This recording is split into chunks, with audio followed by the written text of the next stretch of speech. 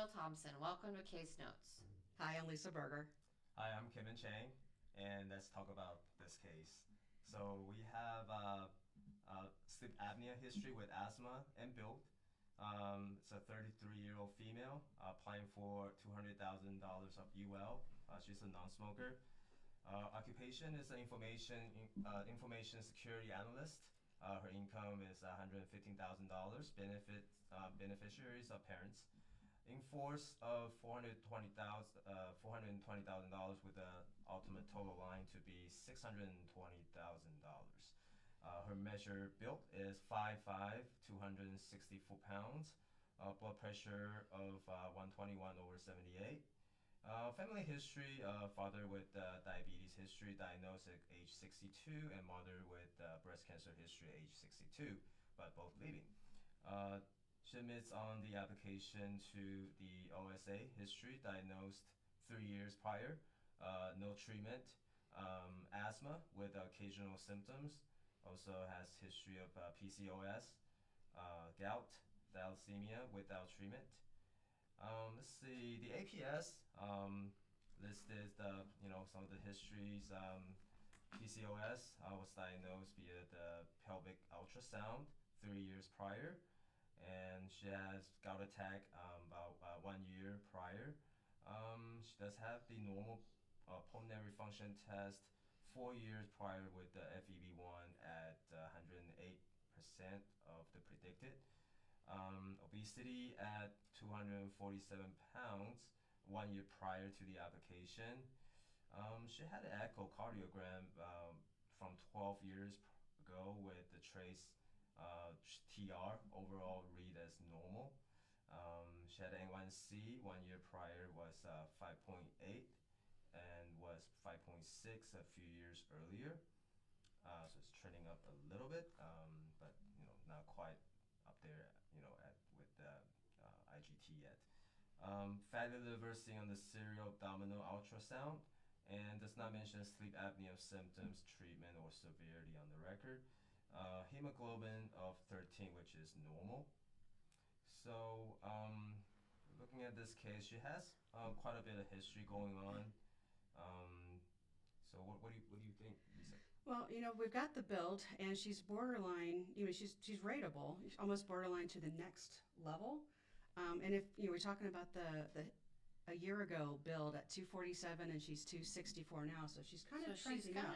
Trending up. She's looking like she's kind of like already moderate, starting to get up towards a little bit higher, a higher substandard versus moderate. Right. If she were trending the other way, I guess that's a question of, do you want to do credits on somebody with a build issue and sleep apnea? And the sleep apnea is one of those things where we don't really have the details. Yeah, and a lot of times you don't get the details. This is a pretty common case. And this is kind of why we brought it to you, because it's like, just because you can credit something doesn't necessarily mean you should credit something. And but if you are, document it. Document why you think it's okay. Yeah, she's not doing this or that. And most of the time, you might get symptoms for sleep apnea, but you don't get like the actual measurement, or you might get an initial polysologram, and a PSG. You might have gotten that in the original, but you might not have anything now, and it just is like, oh, they're doing good. Or sometimes you don't even get that in the records that they're even on a CPAP. Right, and then you've got the Epworth Sleepiness Scale, which you'll see in our manual, and it kind of goes by the symptoms. We don't have any of that in here. But if you have something like an MVR that's normal, you'll know that she's not having motor vehicle accidents. She's an information security analyst, so her job is high thought process. It's not like she's obviously if she had brain function issues, they would reflect themselves at work, and she's highly functioning. Absolutely. Yeah. And then with the asthma, her pulmonary function tests are fine, so that's. They're not really mentioning anything. They're not really giving you any information. So you never get all the information. You just get parts of it. So it's like, what can you infer? What can you learn for that? Well, we know that her asthma must be controlled because she can breathe. And she must have given a good effort. That's the other thing with asthma. on pulmonary functions. Did she give a good effort? So if she gave a good effort, she can breathe. Mm-hmm. She can breathe. She's got 108%. What about the blood stuff, Kevin? I mean, what do you think? Yeah, the thalassemia's history. You know, looks like her hemoglobin level at what is that at the normal at 13, which is pretty much Okay. normal. So it's probably It's the kind of a high thalassemia normal. minor. Yeah, it's a high normal, Yeah. so it shouldn't affect that. It's not a not a rateable scenario, and doesn't look like the sleep apnea is contributing to any of problem with maybe if her hemoglobin is elevated, maybe because this is some kind of oxygen desaturation type of deal, but doesn't look like that's the case. Any concerns with the gout? Yeah, I mean gout is comes with being overweight and Mm-hmm. the PCOS history. I think it's all the risk factor associated maybe with she being a little overweight. Yeah. And PCOS is also a contributor of possible future diabetic, a future diabetic.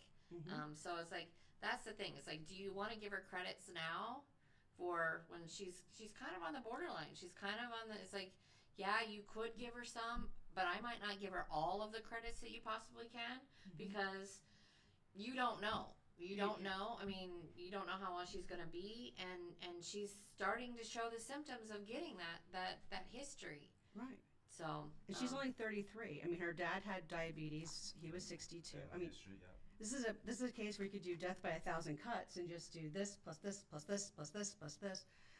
You kind of want to dial it back a little bit and see, okay, what's really going on here? yeah, I wouldn't give her the best credits, but I might give her a credit here or there because yes, she doesn't have it now. She's got good blood pressure. She's got she doesn't have anything, but she does have fatty liver. She does have gout. She does have PCOS, which are all kind of contributors to future diabetes. Right. So if we wanted to list out the favorables on this case, she's female, she's a non-smoker.